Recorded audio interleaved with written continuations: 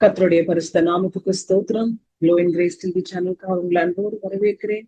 இன்றும் 19வது நாள் கர்த்தருடைய 19வது நாமத்தை குறித்து தியானிப்போம். இன்றைக்கான கர்த்தருடைய நாமம் என்னவென்றால் ரெடிமார், மீட்பர்.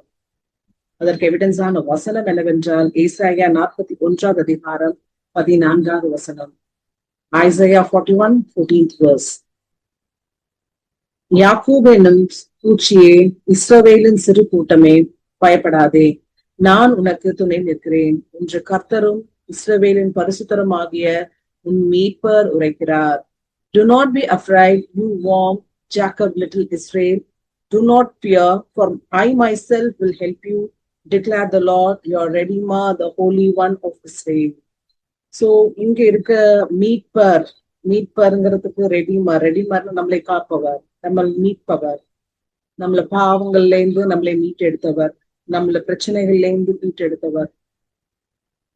சோ புதிய ஏற்பாட்டின் காலத்துல நம்மளை மீட்டவர் இயேசு கிறிஸ்துவானவர். சோ இந்த ஏசாயா தீர்க்கதரிசி மூலியமா உரைக்கப்பட்டது எல்லாம் யாக்கோபு என்னும் சிறு பூச்சியை குறித்து சொல்கிறார். சிறு பூச்சின்னா நீங்களும் நானும் தான் இல்லையா?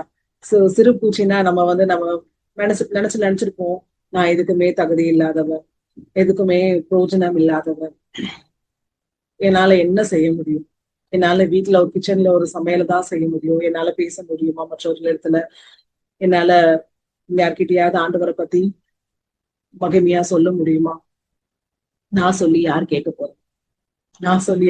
போறா, இப்படிதான் நிறைய பேர் நினைப்போம். நானும் நினைச்சிருக்கேன். அவங்க எல்லாருக்கும் இந்த வார்த்தை வருது, என்னை மீட்டவர் அவருடைய அதிசயங்களையும் அற்புதங்களையும் மகிமைகளையும் சொல்றதுதான் நம்மளுடைய பெரிய கடமை. அடுத்த வசனங்களை நம்ம வாசிப்போம். இதோ போர் அடிக்கிறதற்கு நான் உன்னை புதிதும் கூர்மையுமான பற்கள் உள்ள யந்திரமாக்குகிறேன். நீ மலைகளை மிதித்து நொறுக்கி குன்றுகளை பதருக்கு ஒப்பாக்கி விடுவாய், அவைகளை தூற்றுவாய். அப்பொழுது காற்று அவைகளை கொண்டு போய் சுழல் காற்று அவர்களை பறக்கடிக்கும். நீயோ கர்த்தருக்குள்ளே களி கூர்ந்து இஸ்ரவேலின் பரிசுத்தருக்குள்ளே மேன்மை பாராட்டி கொண்டிருப்பாய். சோ நீயோ எப்படி இருப்பாய்? கர்த்தருக்குள்ளே களி கூர்ந்து இஸ்ரவேலின் பரிசுத்தருக்குள்ளே மேன்மை பாராட்டி கொண்டிருப்பாய். உலகத்துல என்ன வேணா நடக்கலாம், நீயும் சில விஷயங்களை தூற்றுவ. அப்பொழுது காற்று அவர்களை கொண்டு போய் விடும், சுழற்காற்று அவர்களை பறக்கடிக்கும். ஆனா நீயும் கர்த்தருக்குள் களி கூர்ந்து இஸ்ரவேலின் பரிசுத்தருக்குள்ளே மேன்மை பாராட்டி கொண்டிருப்பாய். உலகம் எப்படி வேணாலும் போகட்டும், ஆனா நீங்களும் நானும் என்ன பண்ணுவோம்? கர்த்தருக்குள்ள மேன்மை பாராட்டணும்.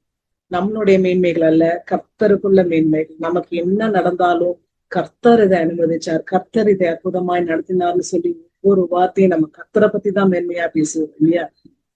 சோ உங்களுக்கும் எனக்கும் தான் இந்த வார்த்தை. யாக்கோபு என்னும் சிறு பூச்சியே, இஸ்ரவேலின் சிறு கூட்டமே, பயப்படாதே, நான் உனக்கு துணை நிற்கிறேன். இன்னைக்கு கூட உங்களை ஊழியத்துக்கு அழைத்திருக்கலாம். இது எப்படியா நடக்குமோ, நான் எப்படி இதை செய்வேனோ, நான் எதுக்குமே தகுதி இல்லாத ஆண்டவரே அப்படின்னு சொல்லி மனசுக்குள்ள பயந்து கொண்டிருக்கலாம். ஏன்னா நானும் பயந்தவதான், நானும் தைரியமானவ கிடையாது, பெரிய பேச்சாளர்களும் கிடையாது, பயந்தவதான். 4 பேருக்கு முன்னாடி பேசுறதுக்கு கூட பயந்தவங்க தான் நான்.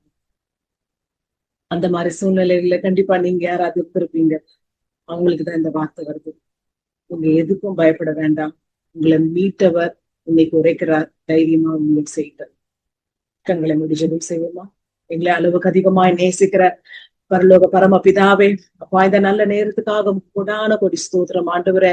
எங்க 2 3 பேர் நாம கூடியிருக்கிறார்களோ அங்க நான் வாசம் செய்வேன்னு சொன்னீங்களே, இந்த இடத்துல நீங்க வாசம் செய்றீங்களே அப்பா. இந்த சேனல் மூலியமாய் ஆண்டவரே அப்பா எங்களோடு இடைப்படுகிறீங்களே.